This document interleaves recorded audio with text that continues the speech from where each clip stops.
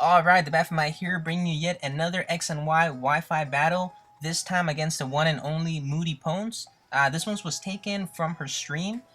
She was taking, random challenges, and I jumped at the opportunity, pretty much just showed ponied around until she noticed me and agreed to give me a challenge. Anyways, she's using her standard team. She's used this team in a lot of her videos. I'm sure if you've seen her videos, if you're watching mine, you probably have. You'll recognize her team. Anyways, she's gonna go lead with her favorite Pokemon, which I believe is the the Delphox, and I'm gonna lead with my Fortress. Almost said Ferrothorn. Fortress, this is a bad matchup. 4 times weak against fire. I'm not gonna stay in, even to get my hazards. So I go into my especially defensive wall, my Gudra Juicy Dragon. I take the Fire Blast like nothing. It does like around like what 23 I think HP or whatever. Math is wrong. Anyways, after the lefties, it's not gonna do very much. I will get all my HP back the next turn. Anyways, she makes a pretty decent play right here. I was gonna go for the Toxic, kind of stall her out, but she goes into the Aegislash. And look at that, shiny Aegislash looks sexy as hell. I was gonna something else. Anyways, I don't have a proper check for this thing. Whenever I lose matches online, it's usually because Aegislash just pummeled my team.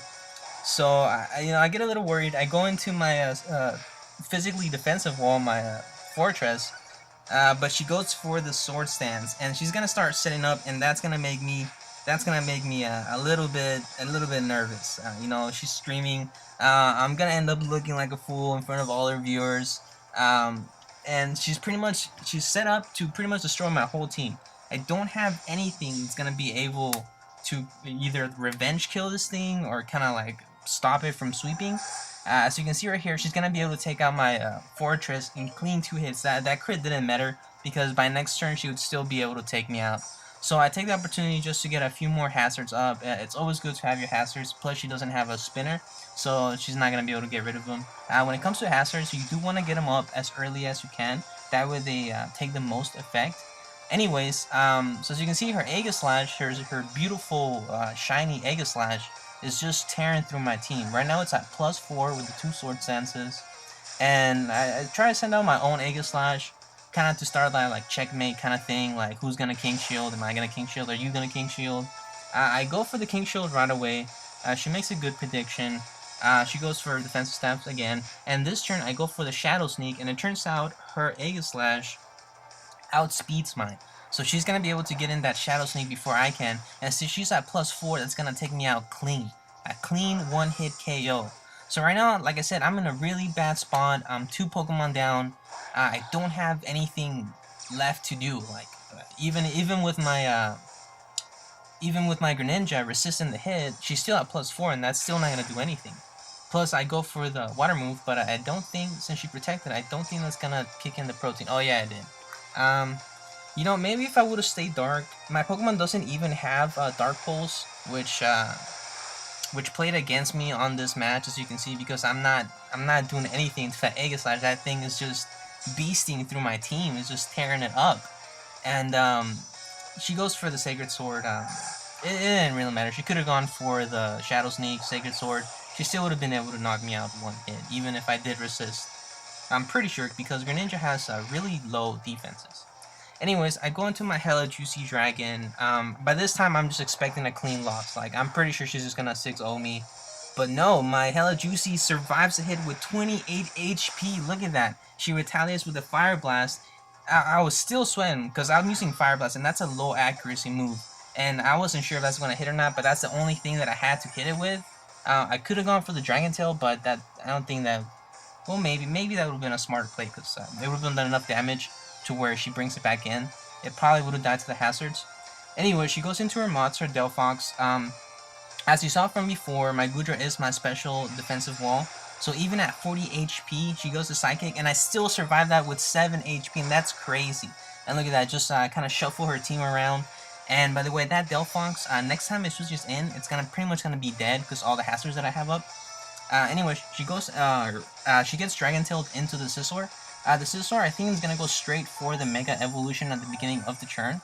Or, I'm not even sure if she goes or not. The team preview, well, when the match preview started, she didn't have any items on her Pokemon. I think this is her story team, and it's decent. But you know, if you're gonna do competitive battling, you always want to train and breed for natures and stats and all that.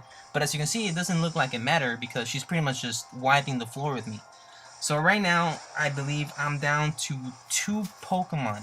I'm down to my Ditto and my Blaziken. And right now, like, I'm sweating. Like, see, look at that. Pop my Mega, I'm sweating. Ooh. Um, I'm not even sure if I can take out this Blastoise in one hit. I have, let's see, Protect, as you saw, Brave Bird, High Jump Kick, and Fire Blitz. Now, like I said, I'm not sure if I can even one-hit KO this thing with the Mega. So I go into my Starbucks, kind of just to soak up the hit, because of course it's gonna go for water. Blastoise on Blastoise is a bad matchup. I'm gonna soak up the hit, and then I'm just gonna try to whittle this Blastoise down, just till either I die or till it's safe to switch in my Blaziken, which it won't get safe.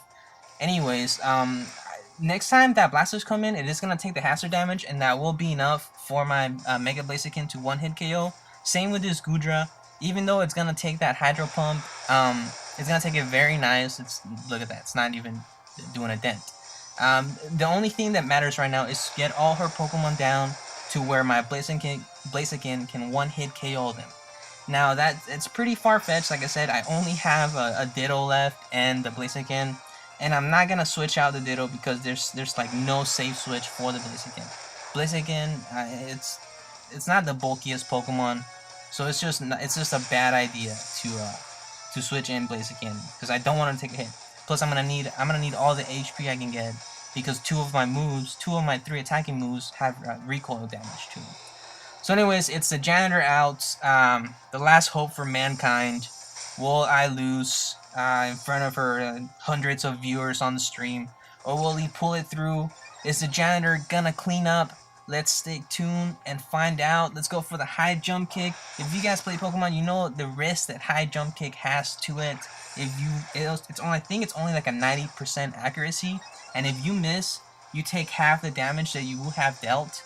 And that's just risky. Like, I have my fingers crossed. I'm praying to the base god. You know, don't let my high jump kick miss. And see, he sends out the Blastoise, and it took the hazard damage, and that's gonna be, you know, more than enough for my Blaziken to take out in one hit. I think she might have like 2-3 more Pokemon left. I took out the Goodra. I took out the Blastoise. Let's see, the Scizor. Okay. She sends in her Scizor. Scizor, when it has decent bulk already, but when it Mega Evolves, it gets even bulkier. But like I said again, after those entry hazards rack up, I'm more than sure I'll be able to take it out in one hit. And I even do have the Flare Blitz, which is 4 times super effective, so it shouldn't be no matter. It is gonna go for the Bullet Punch, try to, you know, get some damage on me, but I do resist it, so it's not gonna be effective at all. It's only gonna do a nick. Now, the thing about using recoil moves is that they do take your health down, and I don't want to end up knocking myself out. So I'm very selective on when I use them because I don't want to knock myself out with the moves. So I'm trying to stick to high jump kick as much as I can. And like I said earlier, that Moots is it's gone by the time it switches in. I'm sorry, Moots. I know you're Mooty's favorite Pokemon. You're pretty awesome, but that's game over for you. And I think she has her Blaziken left. Now, I'm gonna go for the Protect, kind of just to scout out what it's gonna do. I don't think it mattered at the end, because I don't think hers had a Protect on it. Plus, I could have just spammed the Brave Bird, and, you know, kind of just guarantee myself the win right there. But look at that. An epic comeback. Tables will turn for most of the battle. She was dominating me with her Aegislash. I managed to pull it off. Pretty much my Blaziken, like the name says, just cleaned up the whole match. Good job, Blaziken. And people on the stream were like, "Oh, this is why Blaziken is Uber." Blaziken's not Uber anymore. There are more than enough counters for it. Talonflame plays a great counter against Blaziken. Anyways, that's it for the match. I'll try to get her YouTube channel linked up to mine. But anyways, thanks for watching, and I'll see you guys soon.